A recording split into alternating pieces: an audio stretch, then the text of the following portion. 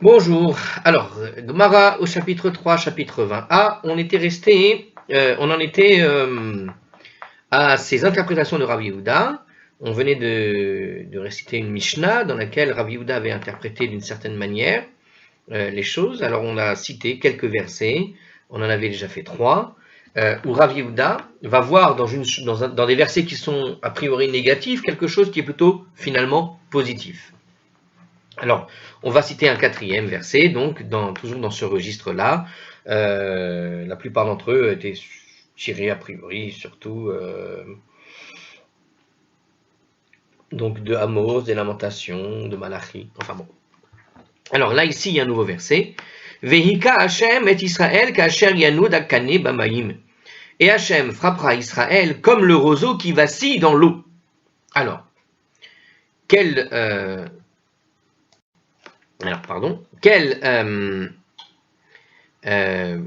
version positive est-ce que ici Rabbi Yehuda va voir?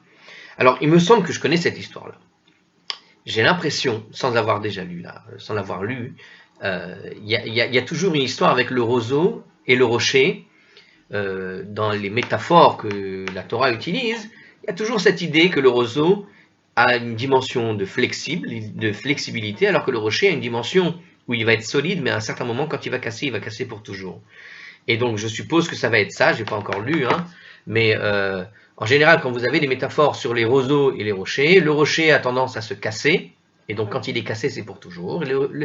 Le roseau, lui, voilà, l'eau passe, il fléchit, il abaisse son niveau, il peut être méprisé, ce que tu veux, tu vois, dans l'idée, voilà, il a été amené à terre presque, mais il reste toujours attaché à sa racine. Il ne casse pas, il brise pas. Vous voyez l'idée, donc finalement il résiste au temps. Alors que le rocher peut avoir une résistance, il apparaît toujours fort, et puis à un moment donné va passer les vents, les marées, ce que tu veux, et puis à un moment donné, bon, il finit par casser. Le roseau, lui, voilà, il s'étend, il pousse malgré les vicissitudes. Est-ce que c'est de ça qu'il va voir? Est-ce que c'est ça la manière quelque part de Rabbi Yehuda d'interpréter? Probablement, parce que c'est quelque chose d'assez connu. Alors on va voir dans le livre des rois en tout cas ce passage, je le répète, et Hachem frappera Israël comme le roseau qui vacille dans l'eau. Donc dans le livre des rois 1 au chapitre 14, le verset 15 là-bas, ce verset, le prophète Achia, le Shilonite, prophétisa contre Jérovam ben Nevat pour avoir détourné le peuple de juifs vers l'idolâtrie. Donc c'était à l'époque où le peuple juif a été malheureusement entraîné, influencé pour faire de l'idolâtrie par un des rois d'Israël. Bon. Alors, il nous dit donc, et Hachem frappera Israël comme le roseau qui vacille dans l'eau. Amar Rav Yehuda, Amar Rav Levracha. Rav Yehuda dit au nom de Rav, c'est pour une bracha. C'est pour une bénédiction, ça implique une bénédiction en fait. Donc, Dieu, dans ce passage, quand on le lit du prime abord, on a l'impression que c'est négatif, mais en fait, il y a quelque chose de positif à l'intérieur. Alors, où est-ce qu'il y a la positivité là-dedans? De Amar Rabbi Shmuel bar Nachmani, Amar Rabbi Yonatan. Parce que Rabbi Shmuel bar Nachmani a dit, au nom de Rabbi Yonatan, Maï dirtiv, quelle est la signification de ce qui est écrit? Alors, c'est un autre passage dans le livre des Proverbes au chapitre 27, le verset 6, qui dit la chose suivante, et on va l'expliquer dans le commentaire tout de suite. Alors, Ne'emanim pitzari oev, venartarot neshikot sonné. Les blessures infligées par un ami méritent la confiance, alors que les baisers d'un ennemi sont trompeurs. Ah, ça c'est pas mal cette histoire-là. Vous connaissez ce sens, c'est quelque chose de très connu aujourd'hui. Remarquez, tout le monde ne sait pas ça, mais en gros, il dit que lorsque on est blessé par un ami,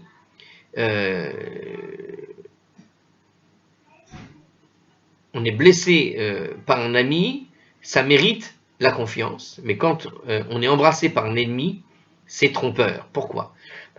On peut comprendre entre nous rapidement la chose. L'ami, en fait, te blesse. Il n'est pas là pour te blesser gratuitement. S'il te dit quelque chose qui te fait du mal, c'est pour t'amener à progresser, à faire quelque chose de mieux. Il voit quelque chose qui n'est pas bon, et sa blessure, au fond, elle est là pour pour te secouer, pas pour t'embêter particulièrement, mais pour que tu réagisses en quelque sorte. Alors que les baisers d'un ennemi sont trompeurs. C'est vrai que sur le moment, tu reçois des câlins, il t'embrasse, c'est très gentil, c'est très mignon, mais en réalité, c'est pour mieux t'empoisonner derrière. Vous voyez ce que je veux dire? Alors, En commentaire, il nous explique comme ça. Le sens simple du verset, lorsque quelqu'un subit une blessure des mains d'un ami, alors là, il parle d'une blessure vraiment physique pour le coup. Il a l'assurance que cette blessure est pour son bien, par exemple. Alors non, c'est pas physique, pas forcément pour physique du tout. Alors par exemple, pour l'obliger à corriger son comportement ou pour sauver le danger d'un danger qui est pire. Donc on est, oui, on peut imaginer la blessure même. Hein, il y a quelqu'un qui t'attrape violemment par le bras au moment où tu traverses et tu risques de te faire écraser. Et en t'attrapant un peu violemment, il t'a, je sais pas moi, fait une luxure sur le une luxure, non pas une luxure, une luxation sur le doigt ou je ne sais quoi, tu vois, par exemple. Hein. Donc il t'a blessé, mais il t'a empêché de mourir, quoi. Alors au contraire, celui qui reçoit les baisers de son ennemi peut supposer que l'intention n'est pas bonne, parce que la gentillesse qui est démontrée à son égard est une ruse destinée à tromper ou à nuire. Donc une autre explication, les baisers d'un ennemi sont un fardeau pour celui qui les reçoit, parce qu'ils sont prodigués sans véritable sentiment d'amour. Donc c'est un baiser, mais c'est en réalité, c'est une nuisance. Alors, ça c'est Rashi qui le dit à la fin, et Tosfot. Bon, ça c'est un petit condensé de ce que disent Rashi et Tosfot. Hein. Donc voilà, en tout cas, voilà, Rabbi Shmuel ben Nachmani, on peut comprendre, même au sens simple du texte, ce que veut dire le texte. Il a cité justement cette idée, les blessures infligées par un ennemi méritent la confiance, alors que les baisers d'un ennemi sont trompeurs. Et il nous dit justement, Rabbi Shmuel ben Nachmani, sur ce verset des Proverbes, Tova kelala shekilel achia, Ashiloni et Israël. La malédiction par laquelle Achia le Shilonite maudit Israël vaut bien mieux, Yoter mi beracha, Sheberechan Bil'am Aracha, que la bénédiction par laquelle Bil'am le mauvais les a bénis. Achia Shiloni, Kilelan Bekane. Achia le Shilonite les maudit à l'aide de la métaphore d'un roseau. D'accord? Amar lahem le Israël. Il leur a dit, Vehika de Shem d'Israël, Kasher Yanur Akane Bamaim. Et Hachem frappera Israël comme le roseau qui vacille dans l'eau. Ce qu'on a vu donc dans le livre des Rois 1, chapitre 14, verset 15. Hein, ce qu'on a cité tout à l'heure, en début de passage. Makane Zeromed Mimkombaim. Alors c'est l'explication que je vous ai donnée. C'est apparemment, donc, ça vient de Rabbi Shemuel ben Nachmani, ce que je vous avais expliqué. Donc c'est une explication que j'avais entendue une fois, qui apparemment vient de Ta'anit. Alors justement, Makane Zeromed Mimkombaim, même que ce roseau se dresse dans un endroit pourvu d'eau, de même que le roseau se dresse dans un endroit pourvu d'eau, Vegizou Machalif, et que sa tige repousse. Alors c'est un petit peu différent. C'est un petit peu différent. Un endroit qui est pourvu d'eau, le roseau, quand il dit qu'il va être dans un endroit pourvu d'eau, on parle d'un roseau pourvu d'eau. Le roseau a besoin d'eau pour vivre. Donc c'est pas tout à fait ce que j'avais dit, non. Donc ici il dit une autre manière de penser. Regardez, le roseau, ce qu'a dit le prophète contre Israël, alors c'est une malédiction, mais c'est une malédiction qui vient d'un ami, parce qu'il est en train de lui prédire quoi? Il est en train de lui dire, tu vas être comme un roseau dans l'eau. Un roseau dans l'eau, ça va. Il a besoin d'eau pour vivre, le roseau, c'est une plante. Un endroit pourvu d'eau procure à la plante l'humidité, les éléments nutritifs essentiels à sa croissance.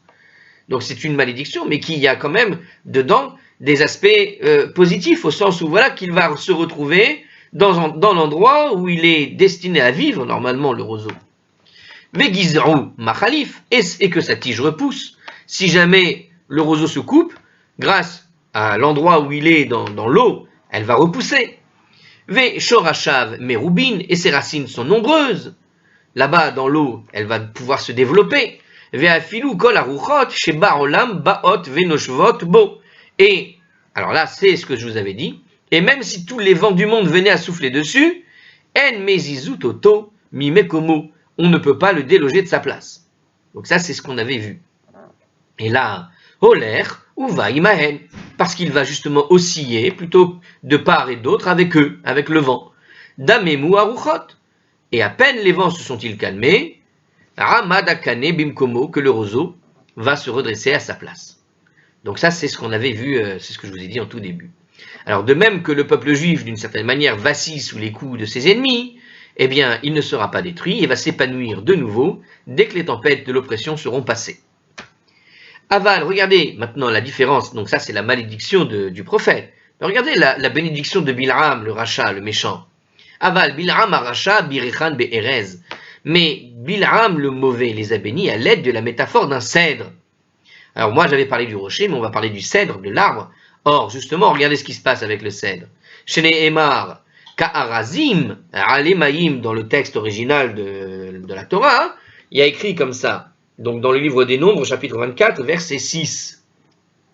D'accord, il nous dit comme ça, Bilram, il est dit donc comme les cèdres. Alors, le verset en entier, il dit comme ça. Donc, c'est la bénédiction de Bilham qui a été dite involontairement aux enfants d'Israël. Hein, vous vous rappelez l'histoire de Bilham. Bilham avait été payé, engagé par Balak pour maudire le peuple juif. Et Dieu lui a fait sortir des bénédictions de sa bouche. Mais regardez, bien que le verset compare le peuple juif à des cèdres au bord de l'eau, l'expression au bord de l'eau ne faisait pas partie des mots qui sont prononcés par Bilham, mais fut ajoutée par un ange. Donc l'idée du bord de l'eau ici, nous raconte le commentaire, quand il y a écrit Ka'arazim comme les cèdres au bord de l'eau, ça a été rajouté par l'ange. Donc Ma Erez Ze Eno Omed Mimkom Maim. Or voilà que, tout comme le cèdre ne se dresse pas dans des endroits pourvus d'eau au départ, hein, le cèdre ça pousse dans les montagnes, donc il n'est pas à côté des sources d'eau et du bord de l'eau, de la mer, etc. Donc qu'est-ce qu'il nous dit ici Bilham? Il fait pousser le cèdre, d'accord? Alors, justement, il fait pousser le cèdre dans un endroit Ve'en gizrou machalif. Donc le cèdre ne se dresse pas dans un endroit au départ pourvu d'eau, Ve'en gizrou machalif, et son tronc ne repousse pas. Si jamais tu coupes le tronc de l'arbre, c'est fini. Ve'en shoreshav merubin, et ses racines ne sont pas très nombreuses. Le cèdre a des grosses racines et pas des milliers. Afilu kol haruchot shebarolam noshevot bo en mezizutoto mimkomo. Et alors que tous les vents normaux du monde qui vont souffler sur lui ne peuvent pas le déloger de sa place, kevan she noshva bo ruach deromit, lorsque le puissant vent du sud va souffler sur lui, en karto veofarto alpanav, il va le déraciner et le renverser. Donc malgré tout, c'est vrai que le cèdre a une résistance extraordinaire, d'accord? Mais cette résistance-là ne lui permet pas de résister malgré tout à ce vent du sud qui, le jour où il tombe dessus, il le déracine. Alors le vent du sud ici, il nous dit que les vents du sud sont plus violents en commentaire. Il faut voir là-bas, Baba Batra, au chapitre, à la page 25b, selon Rashi là-bas. Bon. En tout cas, bon, c'est l'idée d'un vent surpuissant, hein, qui peut déraciner et renverser, ce qui n'est pas donc le cas du roseau qui ne bouge plus, enfin qui bouge, mais qui restera quand même dans l'eau. Ainsi, le peuple juif, avec la bénédiction de Bilham, ne peut pas être abattu facilement, mais si le coup était suffisamment puissant, il n'en se remettrait jamais. Donc ici, la blessure, la malédiction infligée par le prophète Achia est moins néfaste à long terme que le baiser, entre guillemets, adressé par Bilham. Voilà, ici donc, si on adapte la métaphore ici avec ce qu'on a expliqué du livre des Proverbes, d'une certaine manière, ce qu'on appelle la blessure provoquée par le prophète Achia, lorsqu'il dit qu'Israël va être chassé, il va se retrouver au milieu des roseaux, comme un roseau au milieu de l'eau, ça reste une blessure qui, d'une certaine manière, le maintient en vie, alors que pour Bilham, ce qui a donné un baiser, on voit une belle métaphore, tu ressemblais au cèdre du Liban qui va résister, qui va ça, etc. Mais cette résistance, un bon coup bien porté, et c'en est fini. Donc c'est un baiser d'un ennemi, vous voyez, c'est la bénédiction de Bilham. Donc il nous explique encore, Velo od ela shezachakane litol hemenu kolmos. En outre, le roseau a mérité que des plumes en soient tirées.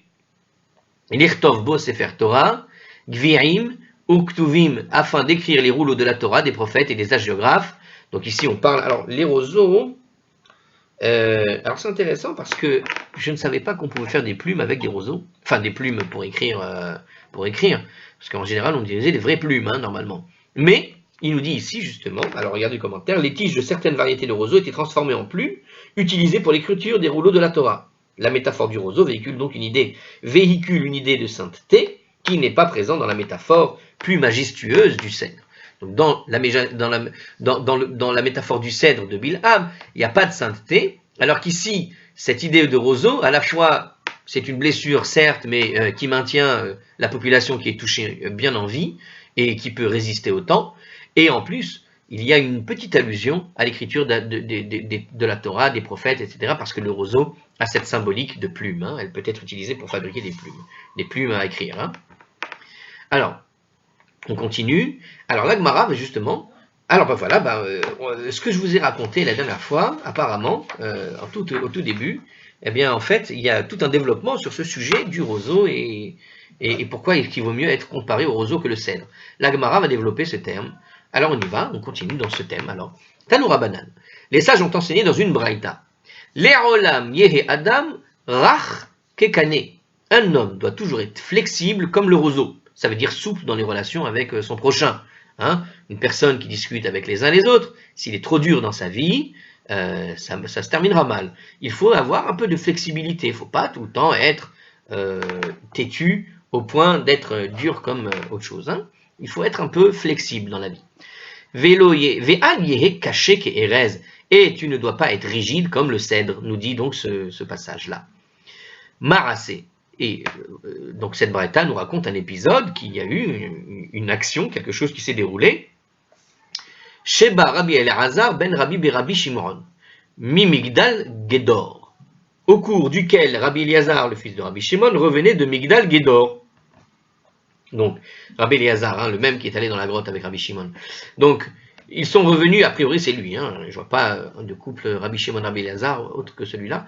Alors, au cours duquel donc Rabbi Elazar, donc il est arrivé un problème, et qu'est-ce qui est arrivé? Donc il revenait de la maison de son maître, Mibed Rabo, donc il revenait de Migdal Gedor, de la maison de son maître. Et il montait un âne, ou Metayel al Sefat Nahar, et il voyageait sur la berge d'une rivière. Vesamar Simcha Gedola, il se réjouissait grandement, il était content, il était heureux. Il revenait de la maison de son maître, il était sur un âne, en train de voyager, c'était beau, imaginez le cadre, il était content. Vehayeta Dato Gasa Ralav, il se sentait très fier de lui-même.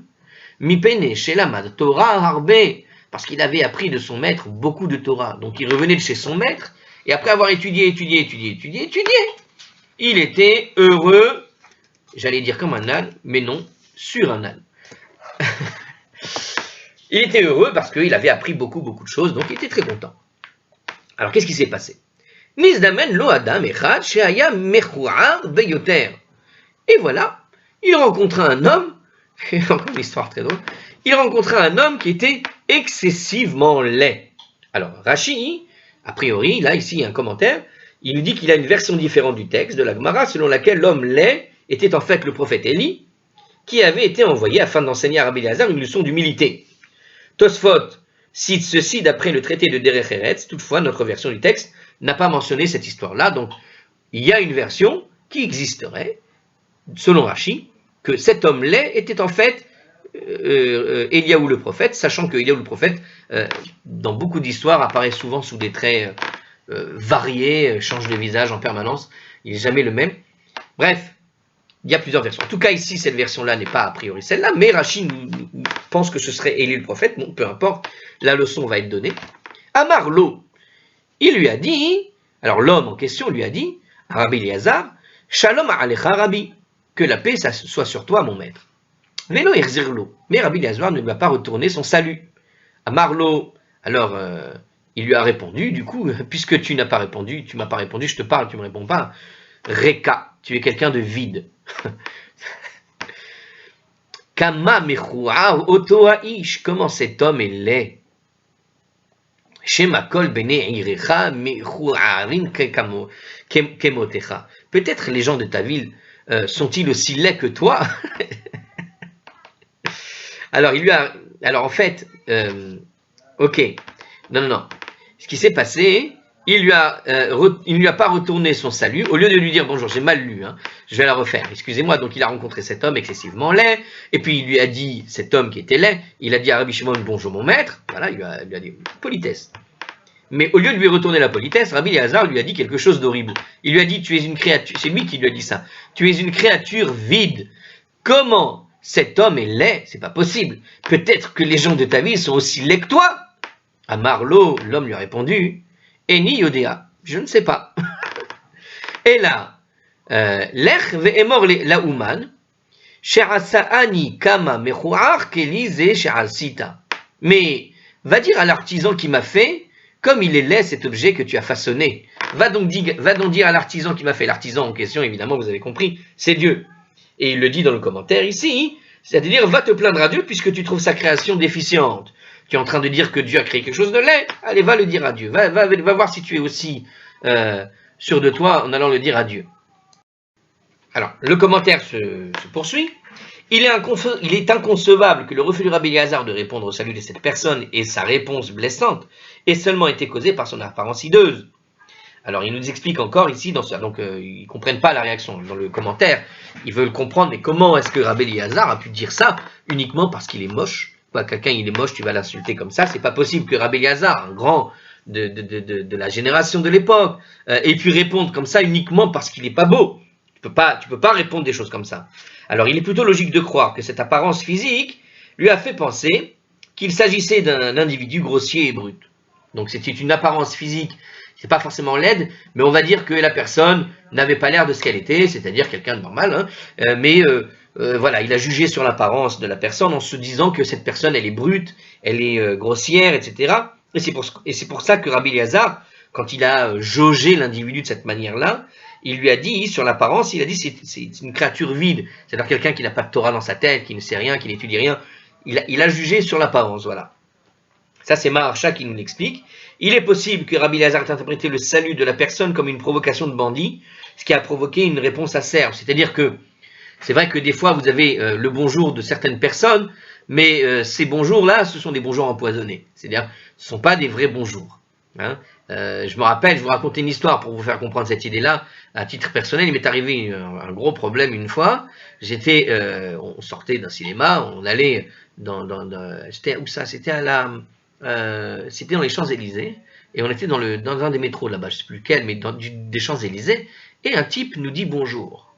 Mais ce type avait un air patibulaire.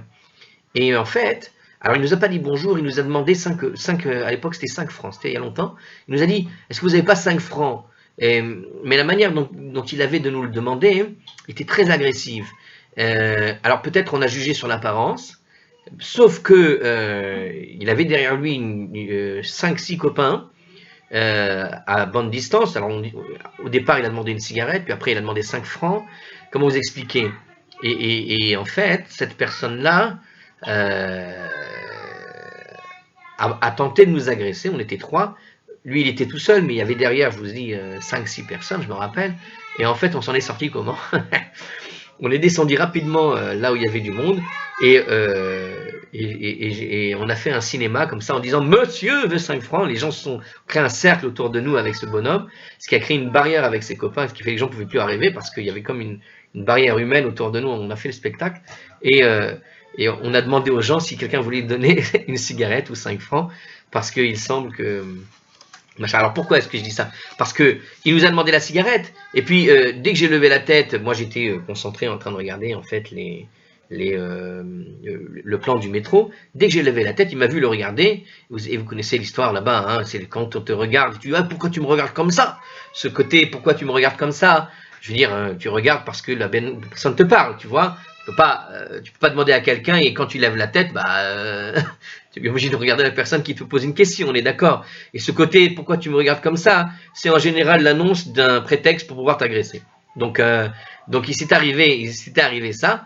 Alors là, ce qu'il semble expliquer ici le Hart-Scroll, c'est un petit peu cette situation qui s'est déroulée, c'est-à-dire que quand il a vu cette personne, il était sur son âne, il était content, il ressortait du coup, et voilà une personne lui dit Shalom Rav, mais cette personne le regardait avec un air un peu bizarre, tu vois, il était un peu d'une apparence un peu grossière, un peu brute, comme ça, et alors il s'est dit, ce type-là c'est un bandit, et son bonjour en réalité... C'est une manière de, voilà, j'introduis pour pouvoir éventuellement trouver un moyen de comment je vais l'agresser. Donc il a eu peur de ça, a priori Rabbi Eliezer, et c'est ça qui est arrivé. Alors le Iyun Yaakov fournit une explication similaire et ajoute que l'habitude était dans cette région qu'une personne de statut inférieur s'abstienne de s'avancer pour saluer un personnage important. Donc la coutume voulait que quand on était en général pas versé dans la Torah et qu'on voyait un grand rabbin devant soi, hein, le respect, c'était on salue pas. Le salut venait entre les gens, on va dire, de même caste, de même niveau. Alors que quand tu n'es pas du même niveau, le salut était interprété comme une marque d'orgueil de la part de celui qui salue, si jamais tu n'es pas au niveau. Donc c'est pour ça que Rabbi Eliezer jugeait l'individu du niveau inférieur. Il a vu une personne à terre, t'es pas sur un âne, il est comme ça, il marche, il a l'air de rien, donc c'est pas qu'il est laid, mais c'était, il l'a jaugé comme une personne qui n'avait il n'avait rien dans la tête, d'accord, à l'apparence. Donc il s'est basé un peu sur l'apparence, et il a considéré que le salut était un acte d'insolence. Alors il lui a répondu de manière indignée, comment tu me parles à moi, moi qui suis un grand, et toi tu es petit. Il a réalisé toutefois, en parlant, qu'il avait agi hâtivement, parce qu'il était possible que l'apparence hideuse de l'individu ne soit pas le résultat d'une vie négligée et vulgaire, mais simplement une caractéristique physiologique de son peuple. C'est pour ça qu'il lui parle à un moment donné, il dit « Ah, peut-être que tu viens d'un endroit où ils sont tous comme toi, comme ça. Et donc je t'ai mal jugé. » Et c'est pourquoi il lui a demandé si cette apparence était typique du lieu d'origine. L'homme répondit à cela que même parler de cette façon revenait en fait à dénigrer les créatures de Dieu, c'est-à-dire que même quand tu lui poses cette question-là de cette manière, c'est un dénigrement. Voilà, c'est simple, on répète. Alors le Ben Yehuda suggère que Rabbi Eliezer voulait seulement critiquer le comportement vulgaire de l'individu et pensa que celui-ci était insolent à son égard. Toutefois, ce dernier, conscient de son physique hideux, était très sensible à cela et pensa que Rabbi Eliezer faisait référence à son apparence et s'en est offensé. Rabbi Eliezer prit conscience de la confusion et a regretté d'avoir causé à cette personne une humiliation qu'elle ne méritait pas. Donc, c'est intéressant ce que dit ici le Ben Yehoyada, pas Yehuda, mais Yehoyada. Ouais, j'aime bien cette idée aussi. Bon, on voit ici, en tout cas, dans tous les cas, que ici, les commentateurs essaient de comprendre finalement cette réaction abrupte et, au fond, d'une certaine manière, incompréhensible. D'ailleurs, tu peux pas réagir, et c'est ça qui est intéressant, c'est que les commentateurs veulent comprendre comment Rabbi Eliezer a pu réagir de cette manière-là.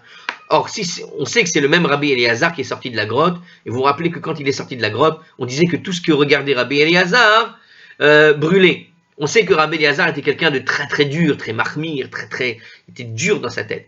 Donc, aussi dur que Rabbi Shimon, mais Rabbi Shimon, lui, avait atteint un niveau où cette dureté avait réussi à fléchir, en quelque sorte. Il avait réussi à trouver du positif dans ce qu'il regardait. Mais on peut imaginer que Rabbi Eliezer, puisque c'est a priori le fils de Rabbi Shimon Bar Yochai, j'ai l'impression, qui était dans la grotte, et vous vous rappelez donc dans l'histoire quand il est sorti, c'est celui qui n'avait pas maintenu, qui même après les 13 mois les 12 mois supplémentaires, quand ils sont sortis de cette grotte, il était encore dur dans sa tête. Et il a fallu que ce soit Rabbi Shimon qui calmait le regard de Rabbi Eliezer. Donc on sait que Rabbi Eliezer était quelqu'un de très très très très rigoureux, rigoriste, très dur, et qu'il a un regard très négatif en fait sur le monde. Et donc d'une certaine manière, on pourrait dire que il lui a mal parlé, donc pour plusieurs raisons. D'abord, comme Rabbi Eliezer est un grand, il le voit comme quelqu'un d'inférieur, donc qu'est-ce que tu me parles comme ça, puisqu'à l'époque, il y avait des codes en fait entre les populations pour se parler les uns les autres. Et puis d'un autre côté, peut-être le fait qu'il le tacle en quelque sorte sur son physique, il a vu qu'il a été vexé, et donc quand il lui a posé la question, l'autre, ce que lui a répondu, quelque part, la réponse de l'autre, ça l'a calmé net quand il lui a dit, quand il lui dit, mais va te plaindre à Dieu qui m'a façonné comme ça. Donc il a bien vu qu'il a été vexé, et donc Rav Yehoyada, j'aime bien son explication, vraiment. Quand il dit qu'en réalité, c'est pas qu'il voulait le vexer, c'est que il lui a dit tu es vide, au sens, les convenances exigeraient que tu ne me parles pas. Et puis après, quand il lui pose la question, il lui a posé une question sincère, mais est-ce que dans ton pays, ils sont tous comme toi? Et le fait qu'il lui pose une question comme ça vexe évidemment. Si c'est pas le cas, si c'est vraiment, t'es né comme ça, tu vois. Et donc, bon, on comprend l'idée. Alors, regardez quand même la suite de la Braïta. Regardez la suite de la Braïta, la suite de ça. Kevan sheyada be'atzmo shechata. Lorsque Rabbi Eliezer réalisa qu'il avait fauté en insultant l'homme parce qu'il l'avait déclaré quelque part laid, tu vois, il lui avait montré, mais pourquoi est-ce que les gens comme toi sont laids, ils sont tous laids comme toi? Donc c'est une insulte qui a été faite à son égard. Attendez, j'arrange ça, voilà. Donc c'était pas très poli, vous imaginez bien. Donc il a vu qu'il avait fauté. Qu'est-ce qu'il a fait, Rabbi Eliezer, justement, pour corriger? Yarad minachamor, il a descendu de l'âne. Venishtate alefanav, et il se prosterna devant lui. Ve'amarlo, et il lui a dit, Na'eneti lecha, je t'ai parlé de manière inconvenante. Je t'ai mal parlé. Voir Rashi, sur Ketubot 67b, il y a apparemment quelque chose sur cette histoire-là ailleurs. Bon. Mechol li, pardonne-moi. Amarlo, eni mochel lecha. L'homme lui a répondu, je ne te pardonnerai pas. Ad shetelech la uman. Oh, tiens, uman. Ad shetelech la uman. She'asa'ani ve'emor lo kama mechuar ke'elize she'asita. Jusqu'à ce que tu sois allé chez l'artisan, le Ouman en hébreu c'est un artisan, jusqu'à ce que tu sois allé chez l'artisan qui m'a fait, et que tu lui aies dit, comme il est laid cet objet que tu as façonné, je ne te pardonnerai pas tant que tu n'iras pas voir l'artisan qui m'a fabriqué, et cet artisan qui m'a fabriqué va te plaindre à l'artisan de comment il m'a fait. Va voir Dieu, quoi. Je ne te pardonnerai pas jusqu'à la mort, hein, ça veut dire ça.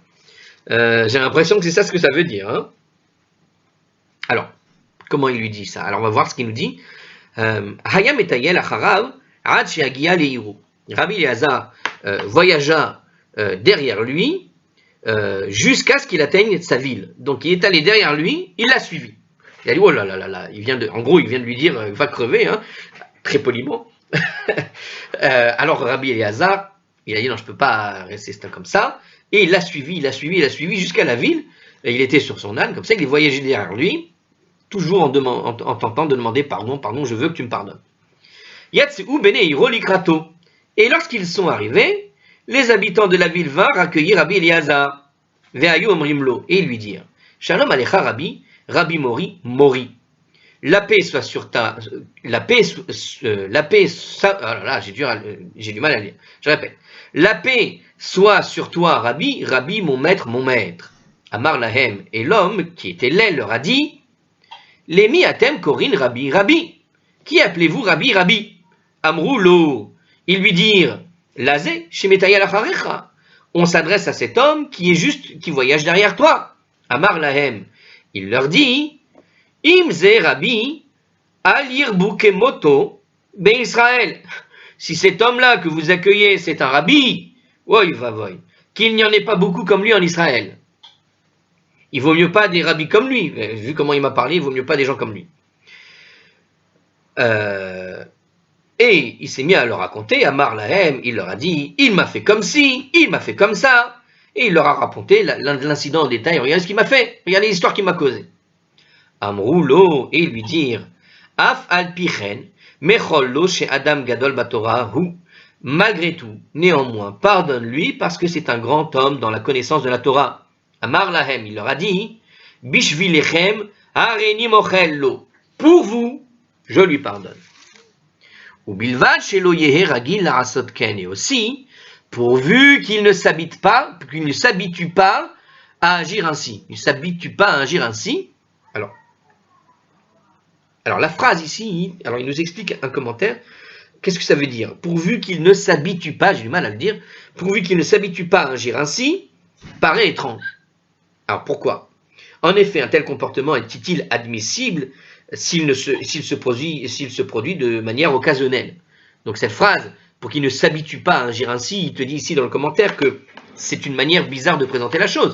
Parce que même de manière occasionnelle, ça ne se fait pas. Ce n'est pas des choses qui se font d'aller voir quelqu'un qui n'est pas beau, de lui dire ouais, casse-toi, pardon pour les mots, mais un petit peu c'est ça, quoi. Hein. Ça ne se fait pas. Hein. Donc c'est des choses qui ne se font pas même de manière occasionnelle. Même une fois, tu ne dois pas le faire. Tu n'aurais jamais dû avoir l'idée de dire de choses de ce genre-là. Ça ne se fait pas. Le Maharsha explique que cela signifie qu'il devrait s'entraîner à réprimer les sentiments d'arrogance qui habituent une personne à agir de cette façon. Donc pour le Maharsha, cette habitude d'agir ainsi, c'est pas le fait qu'il l'ait insulté. Non. Le fait qu'il l'ait insulté, qu'il en est venu à le traiter de laid, de le juger comme ça sur l'apparence aussi mauvaisement, c'est un résultat. Et le résultat de quoi, justement? Le résultat d'un comportement qui est en amont. C'est-à-dire qu'il y a toute une manière d'être, de par sa stature de rabbi, il a développé une certaine arrogance. Et c'est très beau ce que dit le Maharsha. Et c'est cette arrogance qui l'a conduit à dire même une fois cette chose-là. Donc quand il dit « je vous le pardonne pourvu juste qu'il ne s'habitue pas à agir ainsi », ça veut dire qu'il change ce qu'il y a dans son cœur, qu'il l'a autorisé un jour, même une heure, à pouvoir, même une seconde, à pouvoir avoir un jour cette pensée-là. Ça veut dire que tout en amont, il y a tout un travail à faire dans ses midot pour qu'il change cette manière-là.